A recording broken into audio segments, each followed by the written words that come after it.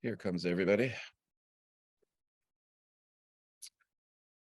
Hello to everybody. As you're making your way into our set of cubes, welcome to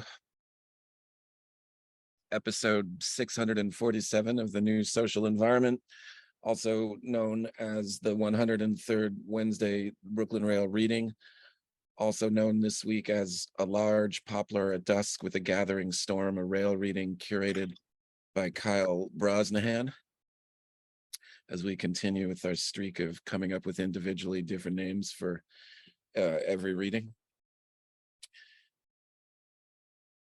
Thank you, Kyle, for putting together this reading. Kyle will be reading along with Paul Clark, Chime Lama, and June Wilson. Before we get started, I just want to say a couple quick things. One, if you're coming here for the first time, please pay attention to the chat as you can. There'll be information on the readers, links to their bios and various works and projects they may be involved with or have put forth into the world. There'll also be some information on the rail. We do these Wednesday afternoon readings every week, and they're also then recorded and put up on the events page. So feel free to circulate the link once that goes up. My name's Anselm Berrigan. I'm the poetry editor for the Brooklyn Rail and one of the folks behind this reading series. Kyle Brosnihan is a Filipino-American poet and playwright who received his MFA in poetry from Brooklyn College this past year. His work has been published in Hobart, Peach Magazine, The Mantle, Interpret Magazine, Always Crashing, Boston Accent Lit, and elsewhere. Always Crashing is a great name for a magazine. Please welcome Kyle Brosnihan to the Rail Reading Series. Thank you, Anselm. Thanks to everyone for being here. I'm just gonna get started and read a few poems. I've been writing these quote collages of artists where I just choose an artist and look up quotes by them and turn it into poems. So a few of these first ones are from that series. Gustav. There is no self-portrait. After tea, it's back to painting. A large poplar at dusk with a gathering storm. Jasper. To be an artist, you have to give up everything, including the desire to be a good artist. I assumed it would lead to complete failure, but I decided that didn't matter. That would be my life. My experience is very fragmented. In one place, a certain kind of thing occurs, and in another place, a different thing occurs, a complaint or appeasement. As one gets older, one sees many more paths that could be taken. One would like not to be led. Remove the signs of thought. It is not thought that needs showing.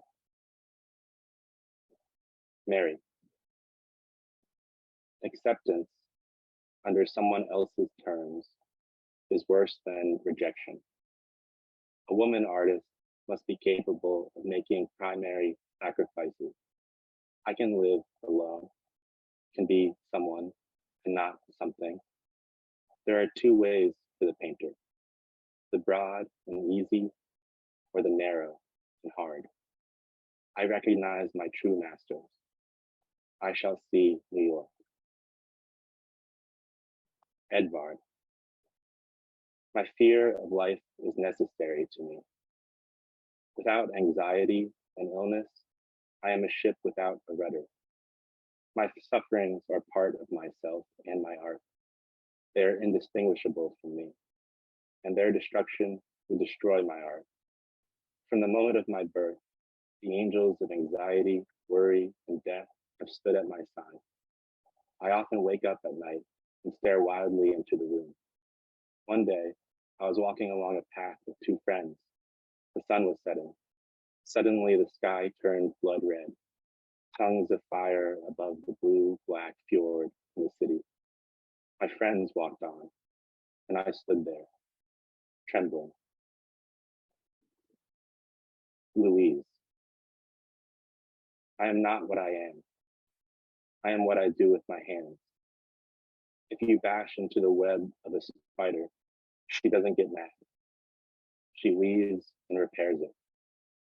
Art is a way of recognizing oneself. What's the use of talking? My knives are like a tongue. Pablo. Art is a lie that lets you see the sun is 1,000 rays in my belly. Marcel.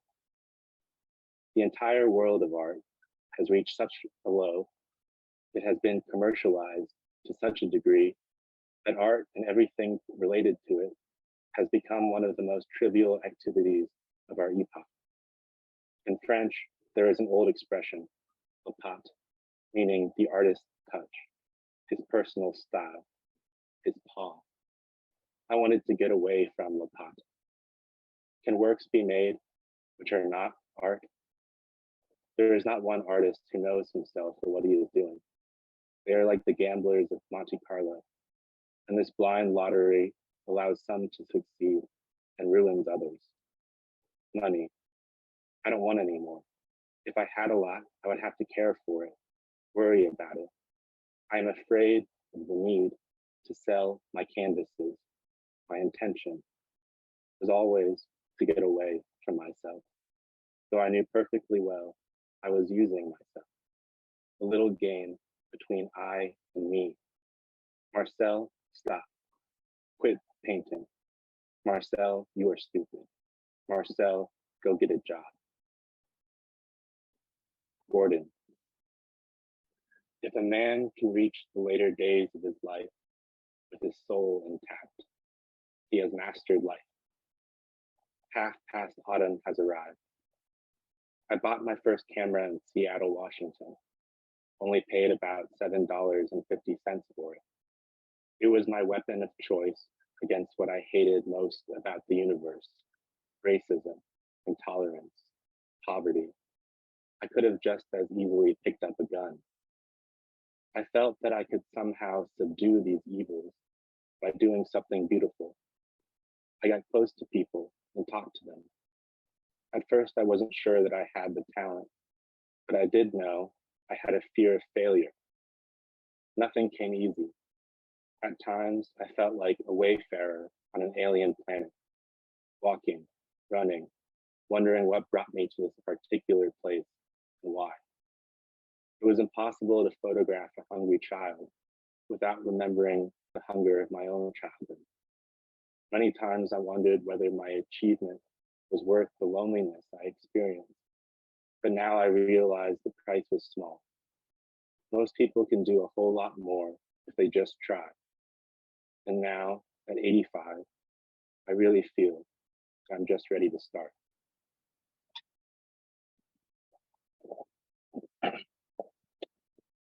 And then I got a few more poems that are not collages. This poem is called Punk Poem. Mike explained that Pollock is a bad movie because it argues that art can save one's life. It can't. Get sushi, paint the sushi. All art is punk art. Music, poetry, painting, everything says, fuck it, I was here. What the hell does Mike know anyway? Death is a DIY experience, a flower petal to the metal. The decline and fall of a feeling. Painted black, painted bloody. Punk is as punk does. Hold that balloon up to the sunset. Can't get no distraction. Turn the music up. This is a God dream. God is not punk, but dreams are. The whole world is a stage and punk is not an act. My problem with Pollock is that when he killed himself, he brought another person down with him. Is it just me, or is there not enough goddamn paint in this goddamn painting? Out of my house and down on my luck. It takes a true poet to never fall in love. My weariness amazes me. Go away, I'm bored. Wait, not anymore. Do not take me to a hospital. Let it bleed. You ain't nobody till somebody kills you. Please, kill me. Hit me up if you're ever in hell. The night is dark and in my blood. Let it flood. You don't know what you got till it's gone, and you don't know who you are until you are different. Be different. If only I was more punk is the most punk thought I've had today. Hey, I'm back, and I'm disgusting. Cancel that bottle of wine. I want to fight with you instead. Happy Valentine's Day. Happy 4th of July. Happy birthday. I need charcoal and chalk stat. Viva la punk. Viva el diablo. Somewhere having a laugh. They say God hates rock and roll. That's okay, because rock and roll hates God. The show must not go on. Ladies and gentlemen, go home. Force quit the farce. Dark is the light, dark is the ground. You ain't gonna go far, kid. All Western minds go to hell. Everything is pointing down. Got a burning feeling in ya? Scream it into history. This is me, honey. Yearn. So what if the Western mind is a trapdoor? Life's not worth living without a little fall. I'll dig my grave in the sky when I'm done. Many think rock and roll is about freedom or love or sex, but it's not. Rock and roll is about death. Painting is about death. Poetry is about death. And death is the blob. I had a dream I worked at a lemonade stand in the desert. But if the world is full of lemonade stands, punk shall bring them the desert. And I got 2 more poems. This one's called The Captains.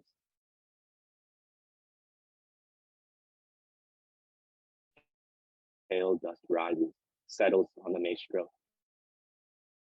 Marble, mud, cracked round the folds of his tunic, spits into his palm, pushes hair back, sees a flaw, a vein of shadow in the heart of the block, scar, a birthmark on the face of the captive, whispers to him, still trapped, takes a step back, sits down on floor, furious sketches, variations of pose, neck and head tossed, bent, but even then, the vein too deep, decides to wait, turns to another captive, another angel trapped in stone, behind it a dozen others, all softly whispering, but slowly going mute, half finished, half begun, lights taken, limbs half reaching into plain air, from a half world of stone, faces almost gasping, almost breathing for decades in torsion. These fragments of tune serve sentences in the studio. None have escaped, not even Moses, sitting there in judgment of Il Divino's dreams of a masterpiece halved and halved again, the greatest tomb of Europe, capella of death within the new St. Peter's, 40 figures, columns, pediments, marble frieze, colossi, bronze door now to be no more than a facade within a minor basilica. The years bow drilled away his vision into ruin, into silence. Dust of marble falls like snow. He began by calling them angels, then prisoners. This one crouching, this one awakening, that one dying, this one bent, holding up a world that is not to be. Finally, he calls them slaves, and the stones, unspeaking, unborn, refuse to listen. Halves of angels, halves of stone, years of silence, and many allegations of a breach of contract later. He gives up, gives away Moses, flees Florence, leaves his captives unfinished. And this is my last poem. Poem written on my 29th birthday. When all else fails, then we will win. We will hurtle into nothing in particular. A robin flies by with a berry in its beak. A squirrel climbs up the fire escape. When I woke, you were not where you just were. And I found you in the living room, not wanting to disturb me with your cough. But honey, you are not disturbing. The world is disturbing. Last night I had a dream. I was walking through an endless museum of statues of people hurtling into triumph, into agony, true to a life out of my death, true to the silence of living, signifying everything, just to awaken was to take the bait. The light regains again. A rain of dust fails to deliver a destiny lost. So this is it, is it? A fly lands on my arm, and I let it out the window into sunlight. We get back in bed, but too alive to sleep. We kiss, cuddle, take showers, buy bagels, cold brews, read books on the couch, in peace, in love, unmedusive. Thank you.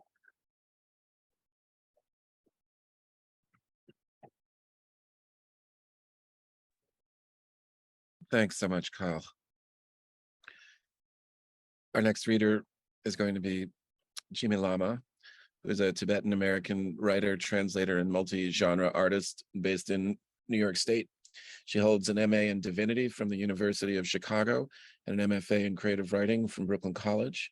She serves as the poetry editor of, I might mispronounce this, Yeshe, a journal of Tibetan literature, arts, and humanities. Her work has been featured in Exposition Review, The Margins, Street Cake, that's another terrific magazine name, Volume Poetry, Tribes Magazine, and Cadernos de Literatura em Traducao, N24, Notebooks of Literature and Translation, among others. She teaches creative writing at the Rochester Institute of Technology and St. John Fisher University. Please welcome Chime to the rail.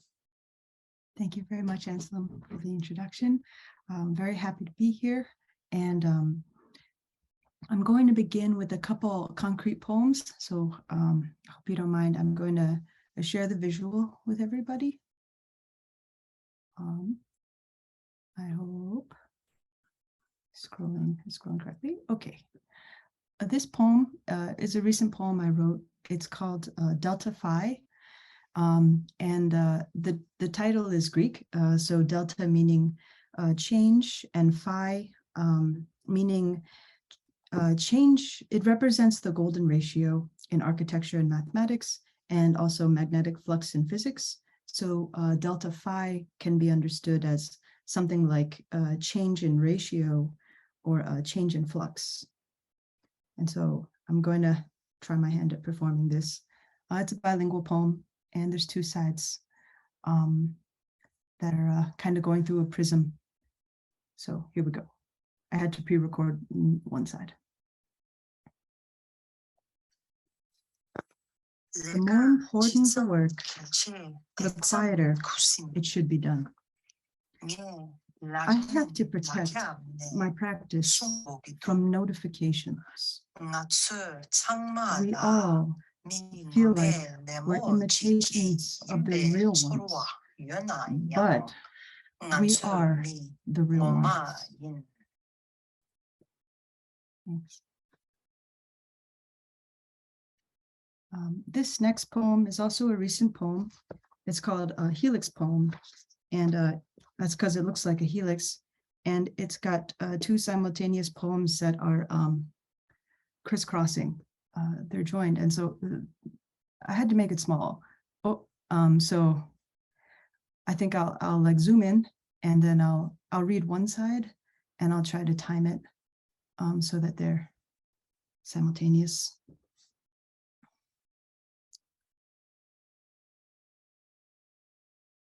Useful like Seafoam green but just as on her dangerous. wrists and ankles. A wooden red She rocking wanted horse to be forgotten covered in a lilacs, to cupboard. Old feel their pearls and soft tarnishing petals silver on the were all backs that of her remained of knees. her treasures. The ice Houses cube facing rose graveyards. to her lip, and in The fear, hairdresser walked she across poured, the parking lot tasting to get blood. an iced coffee. The spinning Little wheels piles in of the hair, playground real and now fake, wobbled a bit, lining the walls a of the sliver dressing of room park for the in Miss Belgium between beauty two busy pageant. roads. The dumplings Dog had gone toenail soft, clippings nearly dissolving accumulated in the in the soup. waste bin. Her She took scars me wore to high-waisted breathe in the bikini irony bottoms smell when of with her new rusting boyfriend. metal of his favorite jungle At the gym. end of his life, he His was still in arms love with knew his the wife. distance of each rung They of were the monkey adamant that bars. the baby needed She a chewed mobile so much with bubble gum, words. it rotted her molars, Thoughts about never to be stocks, replaced. coffee. She ate 3 She just bowls wanted to of his be one of delicious, the boys. life-giving stew. She If she could breathed in design her own deeply, city, it would consciously have a clock trying tower to that foster rang, more love fill for me with purple insects. pink, thousands of people Not sure about a trying to lot. subconsciously forget Aging's being not the raped. problem. Every Earth time is. I see stairs, Something I about imagine blue monsters and white. ascending, Life is a wishing jewels payback. were edible, Even a 4 shitty cows dog grazing, is worth having. over-prepared for imaginary instances, the third dimension that expands when you face your fears. Thanks.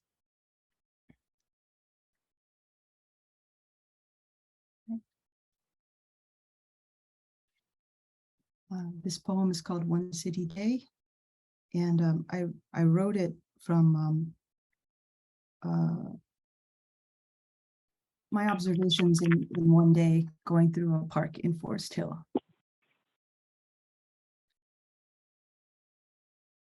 City path.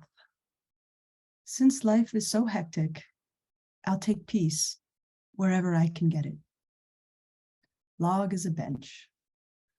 I go to the woods and look for someone to fall in love with. I forget that I'm already in love.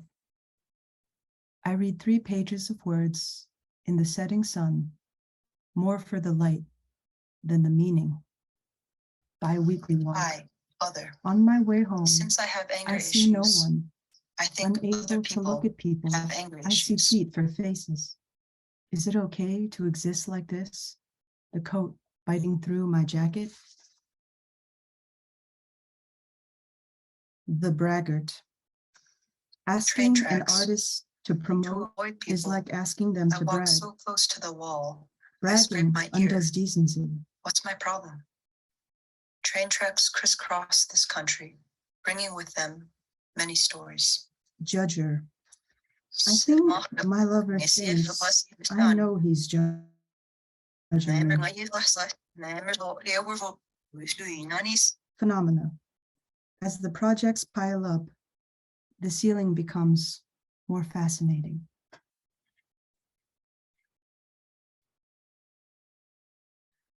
Homework.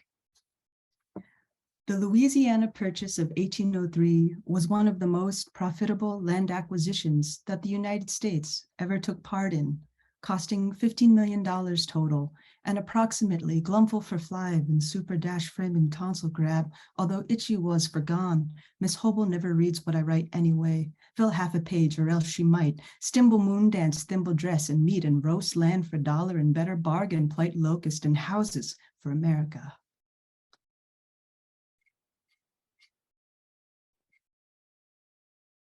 This poem is called You Know the Way Crabs Blow Bubbles. That's the name of the poem. Oi, you know the way crabs blow bubbles? I'm sure people make their own sense. A cup is a fairy, her purple. Can't see the moon with all these street lamps. Big internal revolution shelves. Burp the kimchi. Throw out ideas, of course, of course. I thought I looked good, but I looked crazy.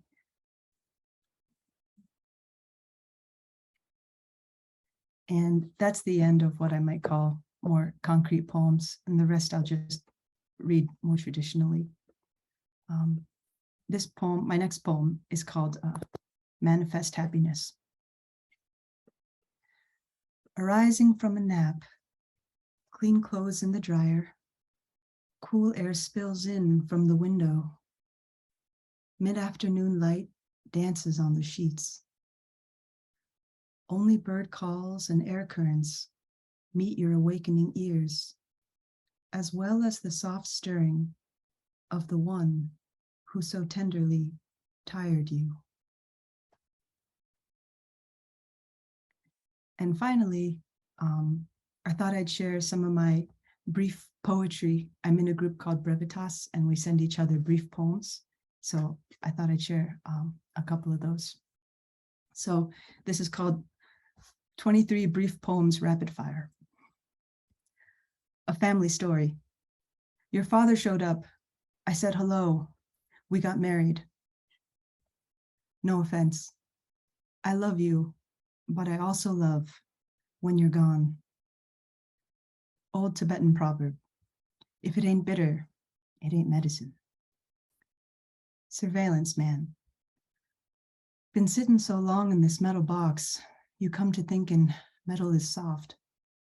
Sliding tongue over teeth, that sweet syrup of soda lingers. Shabby grass, dry dirt, landscapes tremble in my eyes. Spotted on a train. Pomoy dongba, gemoy lakba. The face of a girl, but the hands of a granny. To the ground. We live on this strange earth where everything falls to the ground. My body falls. My body falls. To write.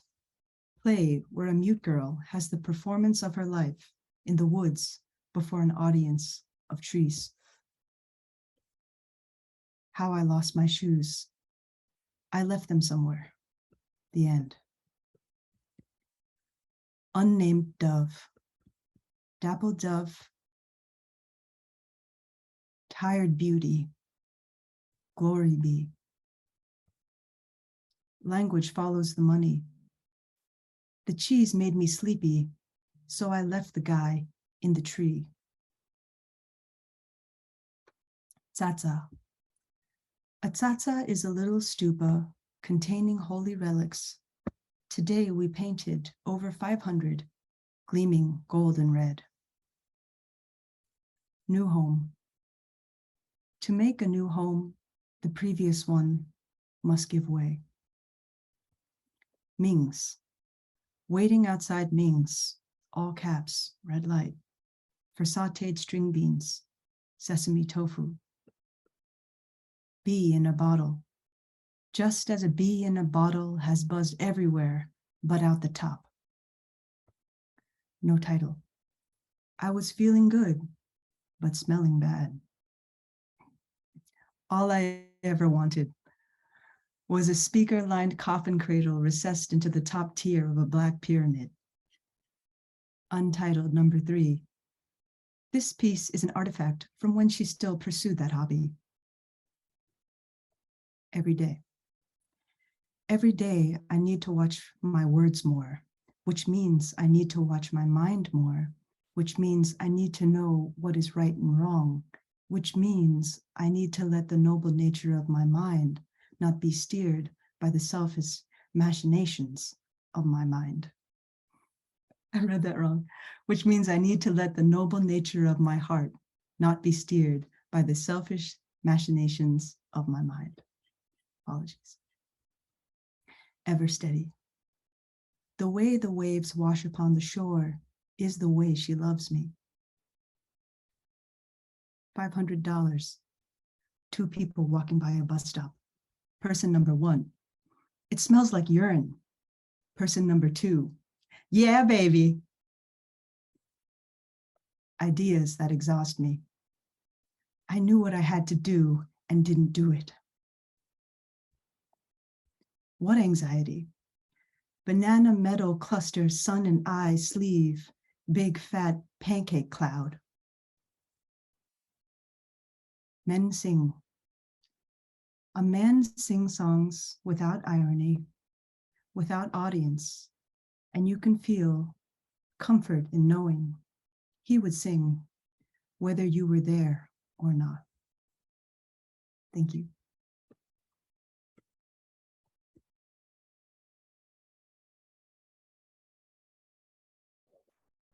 Thank you. Thank you so much.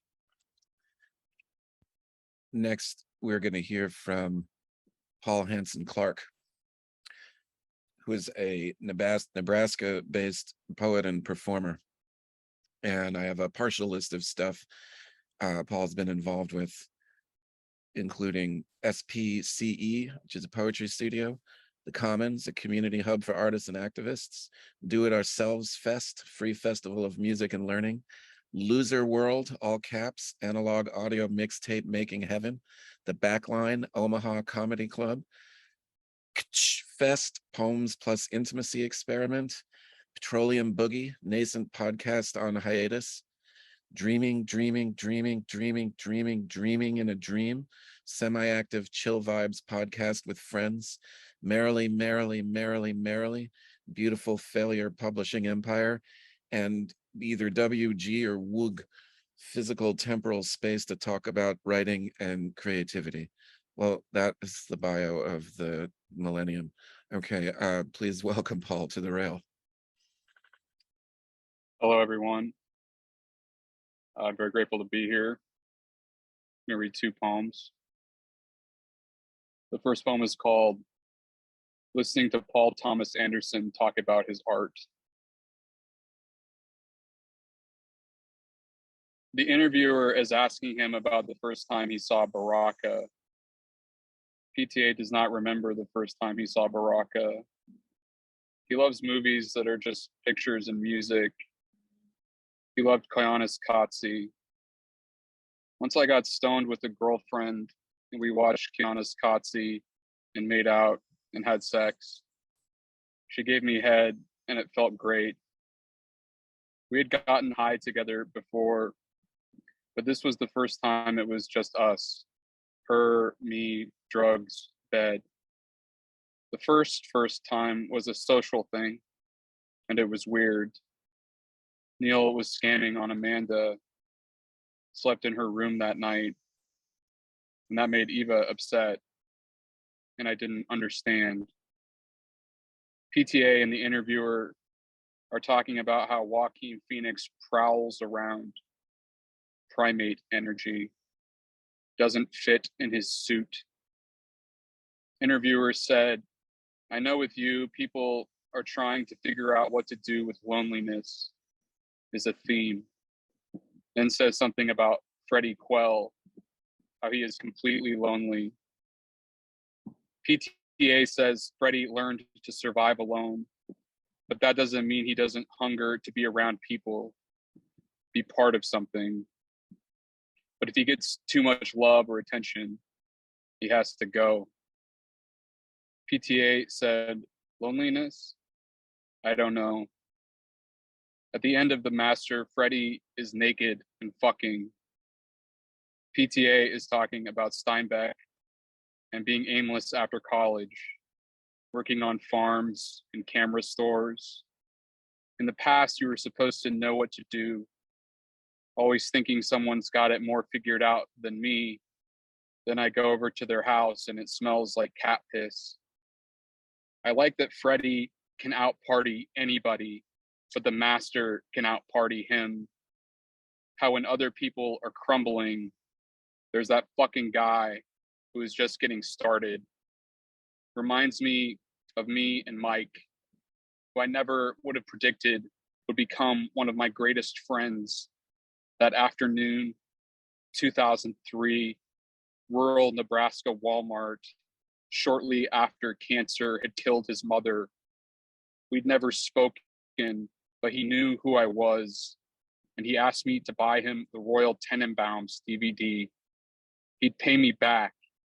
He had the money. They just wouldn't let him buy it because he was a 13-year-old boy. Now PTA and the interviewer are talking about film choice, decision to shoot on 70 millimeter, technical ideas. I'm thinking about my dad when he said he didn't watch the HBO show The Pacific because he doesn't like watching movies about young men dying in war because his younger brother died in a war. Why did America go to war in my lifetime? Why did we allow George W. Bush, Barack Obama, and Donald Trump to fuck up our planet? Will it ever stop? The interviewer is talking about characters that love to speak. Tom Cruise in Magnolia, Philip Seymour in The Master, Bruce Reynolds in Boogie Nights. It's a way that these guys, even Sydney and Heart 8, measure their power by the way people react. They hypnotize people with their voices. PTA's dad had a great voice. He would talk like a normal guy. Everything was great. And the minute you fucked up, the register would completely change. Everything would get a little bit deeper and you would shape up like, okay, the voice just went down. That's the last thing PTA talked about, his dad's voice, which is like my dad's voice and my voice. Justin wrote recently, I like to listen to Paul's voice to make sure he is okay. I'm just thinking about my voice. I have this voice. I use it. I misuse it. I don't know. PTA is no longer talking. This poem is over. This next poem is called Poppycock. When I was a kiddo, hotties from New Zealand worked in a Colorado ski shop. That's when I learned in Southern Hemisphere, summer equals winter. I'm glad I lost those alpoundos in the early 10s. Also, I am in love with your body and you have gigantic bucky titties. That's what my former downstate my one-time girlfriend in the About Me section of their OkCupid. Our relationship didn't work, but we're still close in strange / beautiful ways. If it tastes like acceptance, you swallow a landscape whose emptiness is physical and spiritual. Things fit together. This is the principle of magic. At Taco Bell on the counter, there was a tiny picture of a newborn. Once I went there like 8 times in one day, and on the 8th visit, my debit card was flagged for fraud by Taco Bell payment processing system. How deeply these problems were connected to alcohol, drugs, which I'd been using heavily since age 15. From 328 to 47, I spent $172.48 on coffee, booze, and movies. Humana said it was losing money insuring too many sick people. Ha ha. I smiled hard at the haunted mansion when a girl named Abby and a girl named Jessica held on to me tight. Back in the days when I wish Limp Bizkit had just cut the bullshit and recorded a song called Kill Yourself, I would have jammed out. All I needed was to be drunk and weird. I drank straight Everclear and Busch Light beers, and yet I hate being really drunk. Making guac morning after last time I got brutally wasted. What had happened is I was having fun, then slipped on water, fell on ass, started asking everyone to shoot me with an assault rifle that Beam had brought up from the basement. Before suicidal rifle talk, I was hot tubbing. Roommate started making out with his girlfriend. Then she started making out with her friend. Then roommate started making out with her girlfriend's friend. Then roommate's girlfriend, upon seeing the unfolding makeout session between her friend and her boyfriend, she got pissed and stormed out the hot tub. Roommate followed. Then I started making out with roommate's girlfriend's friend, and it was going good. But then I took her hand and put it on my dick. She wasn't into that. We stopped kissing. Next day, she added me on Facebook. I chatted. She asked if I wanted a relation, like General Q. I said some, I don't know, maybe fuckboy shit. Then right after, her status changed from single to in one with some random bro who seemed boring to me, but I was a fucked shitbag at the time. Glass house dweller, another shard of salient memory from that next morning life moment was when I asked Beam's friend, who was like a normie, if she wanted to hang out with me all day. And she said, "You're too crazy for me," and laughed. We had good rapport, and she wasn't the type I normally went for, which made me even more into her. So I was bummed, but not surprised. that she rebuffed. She was right. I also recall cutting tomatoes, Lindsay standing next to me. I was scared I was going to cut my finger off, telling her I'm sorry for being a shithead. And she was kind. And that meant a lot to me, because really, I didn't deserve it. That's called grace. And as I've gotten older, the concept has come to mean a lot to me. Now that my life isn't just fucking around, getting drunk, feeling very Sunday serotonin, I'm going to destroy my teeth, arteries, and brain chemicals doom. I am often perplexed and upset about things over which I have no control. But I am not Jesus Christ, and suicidal thoughts are not better than thinking the weather is nice. I wanted to write poems that sounded like a boy who couldn't handle his feelings. Summer, the cruelest month. An email riddled with typos. I'm worried about the future, my family. Amanda got hit by a car. Someone arrived at my blog by Googling fat fuck. The berry I ate was poison. I'm wandering around a strip mall. I feel full of dry bread and meaninglessness. I can't believe in gold. Sorry, gonna start filling my skull with magma. Indiana Jones is the movie with snakes. Our life is online. My iPhone puts the word titty in all caps, FYI. I've got friends. I've got hope.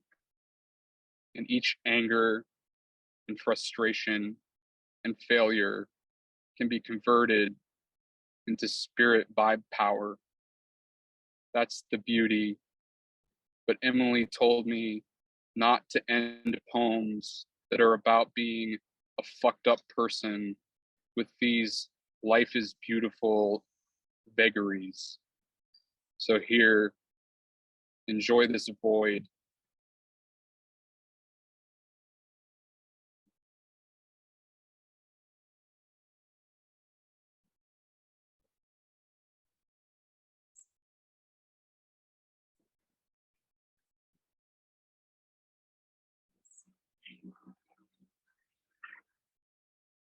I hope you know what to fill it with.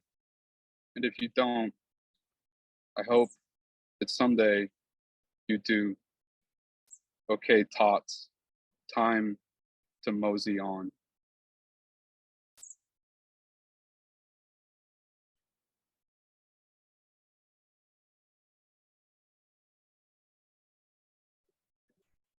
Thank you, Paul. Our final reader will be June Wilson. Poet June Wilson has origins in the Mojave Desert. Formerly a member of the beloved and historic writers group of Lincoln, Nebraska, she now lives in North Chicago. She writes poetry and prose for her friends. Please welcome June to the Brooklyn Rail Reading Series. Thank you. It's really wonderful to be here with you. I'm grateful for the friendship that brought me here with Kyle and Paul, and it's so lovely to read with you, Jimmy, and to be here with all of you. So I'm going to read a piece of autobiographical fiction, and it starts with this tweet by the actor, model, and artist Hari Neff. The tweet is, "Good art flows from an artist's willingness to, and I really can't think of any other way to describe this, show whole." So this piece is called Showing Whole. When I was about 7, I loved to look at myself in the mirror. My parents were part of a Christian separatist movement with origins in the right-wing backlash against the counterculture of the 70s, which solidified itself during the Reagan regime, shuttled smoothly along the Bush 1 years, and crescendoed to its isolationist, paranoid glory post 9/11. They'd washed up on the arid shores of a late Goldwaterian Arizona, and inspired by libertarian principles of free choice and a confused interpretation of Floyd's Another Brick in the Wall, they decided to homeschool. All of this to say, I was an isolated, lonely child. I'd fantasize about running down the sidewalk to a public school classroom full of children my age with a smiling teacher at the front. I wanted a teacher to recognize what an exceptionally intelligent, creative, and all-around darling I was. The specific narcissistic project of homeschool can do that to a kid. I felt both exceptionalized and invisible. The previous year, I'd read a book about a girl who slowly prepares her soul for Jesus by scrubbing and sweeping the rooms of her heart. She wipes the glass of the windows clean. Then Jesus comes and takes her to heaven. Her ritual, her repetition of signifying actions opens a portal. I closed the book and felt ready to die. I will give myself to you, Jesus, I prayed solemnly, bedded down in my flame-resistant polyester pajamas. After about a week, I realized he wasn't coming, so I better figure something else out.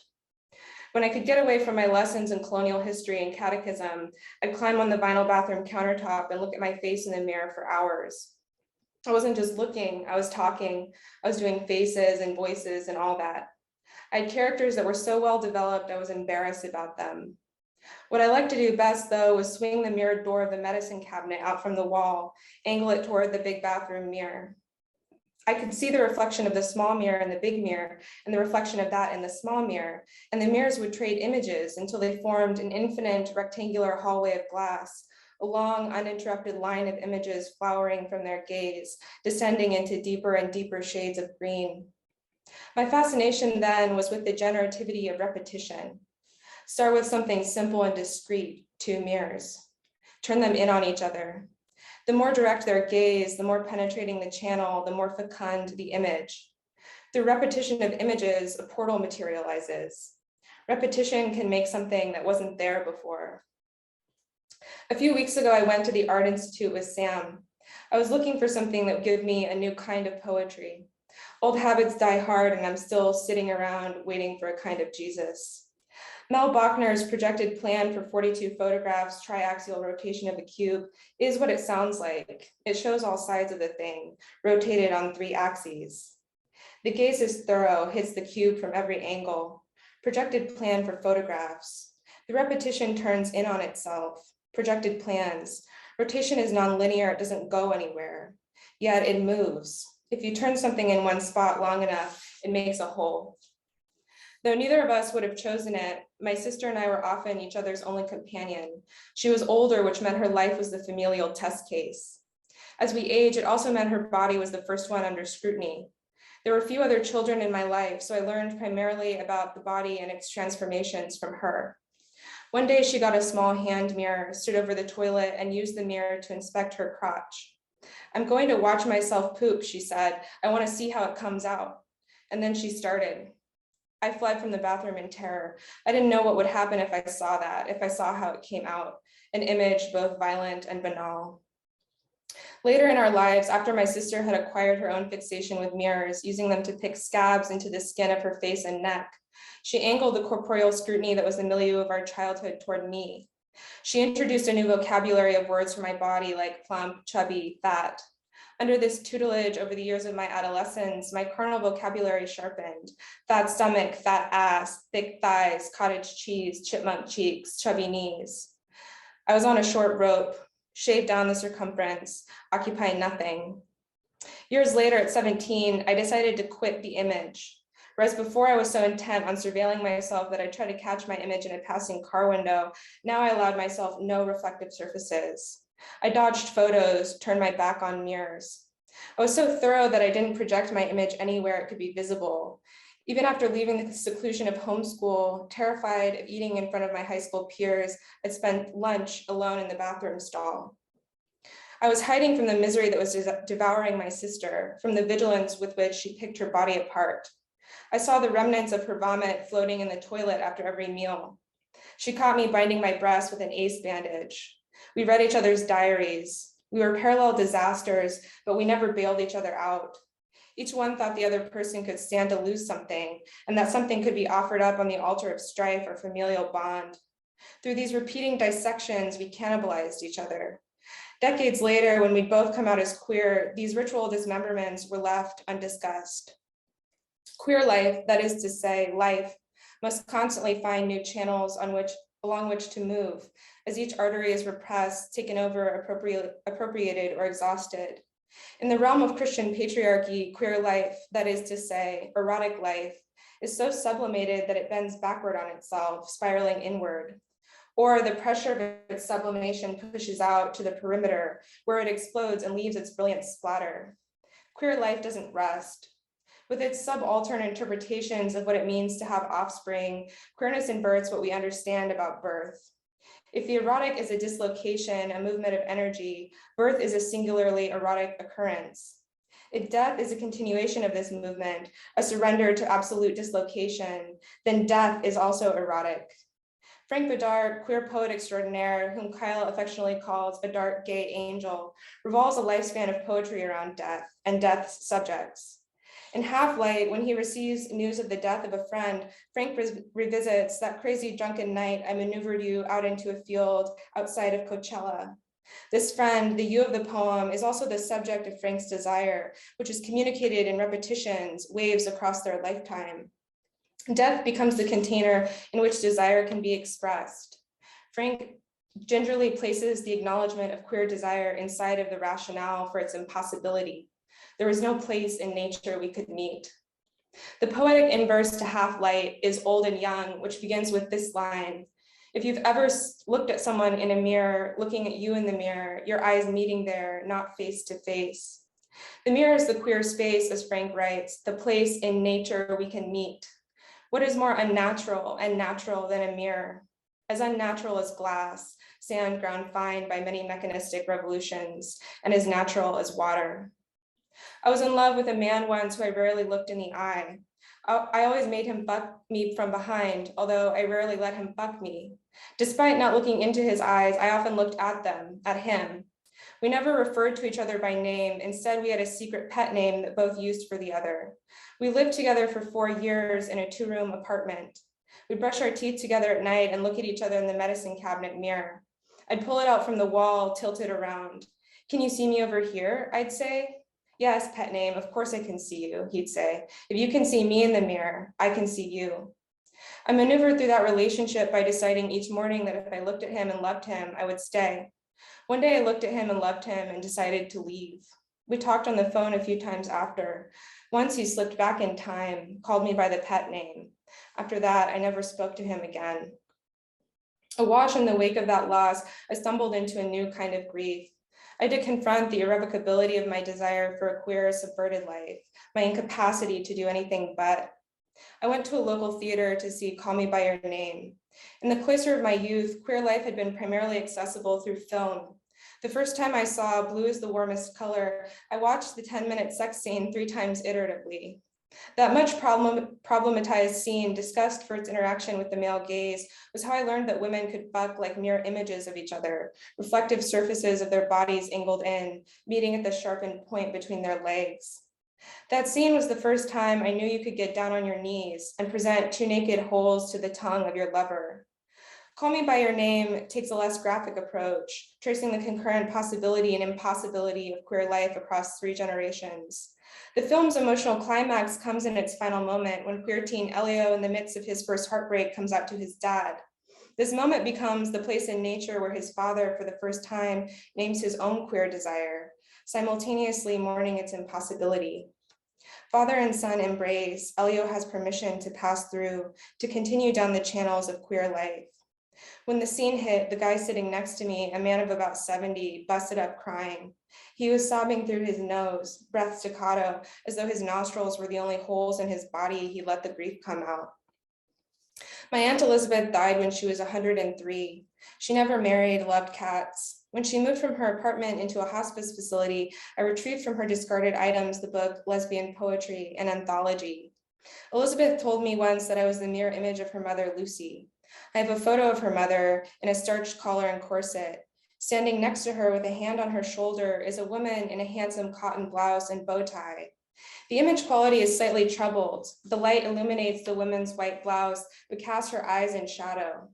Yet when I look closely, my eyes oscillating between theirs, I can see a conspiratorial gaze, as though they were not looking into the machine eye of the camera, but at their own shared reflection in the glass lens. The erotic is a movement into the desired gaze. This is how I want to be looked at. What dreams reflect the kind of love that you keep like a cat you won't name, coming and going between doorways? The kind of love my mother named but once. When I come out to her in the reflection of the portrait of a virgin behind glass, she tells me I'm named for a woman she loved but would not love. Her name a thread that split, could not be lipped smooth enough to pass through the eye. When Elizabeth moved into hospice, she kept the figurine of a cat I painted as a child and mailed to her, kept until she, as my mother said, folded up like a flower and vanished. What is a name if not a mirror, to cast an image on, to focus light?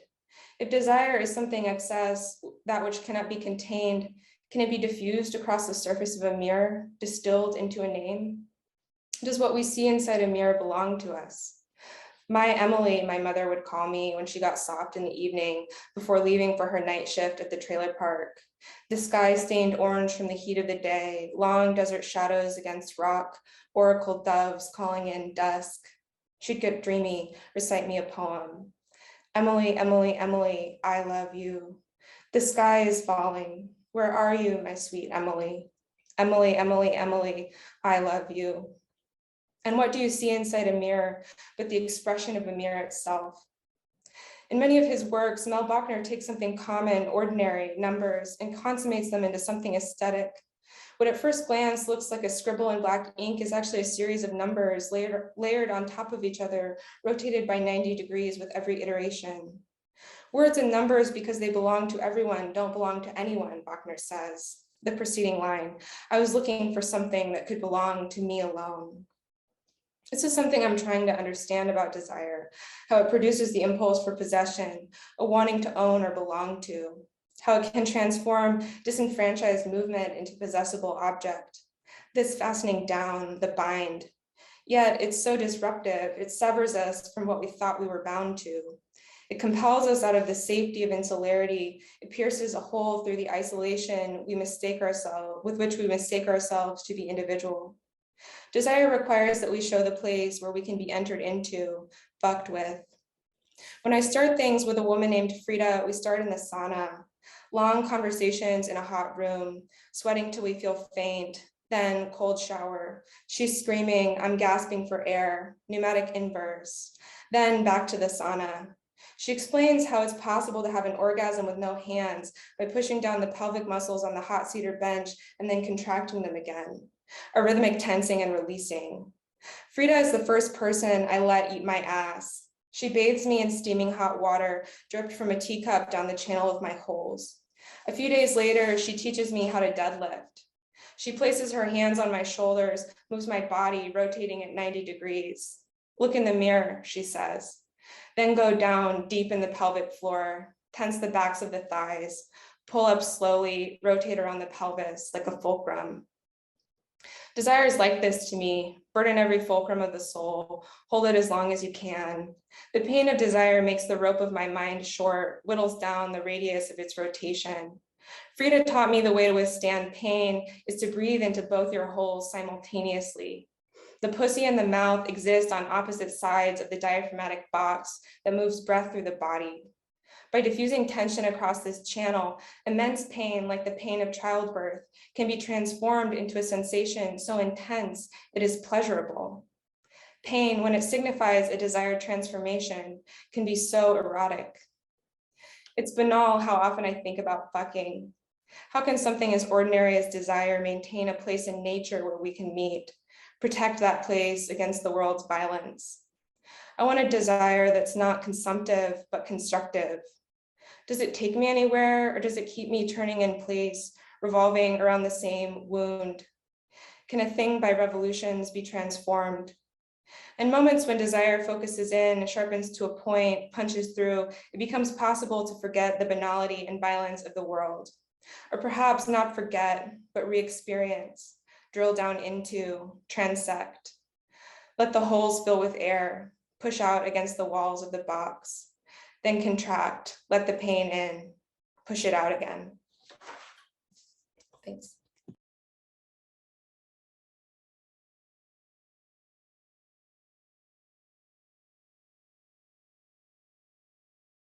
Thank you. Thank you, June. Thanks, everybody. Paul, Chime, Kyle, June, for these amazing readings. And thank you all for being here with us today.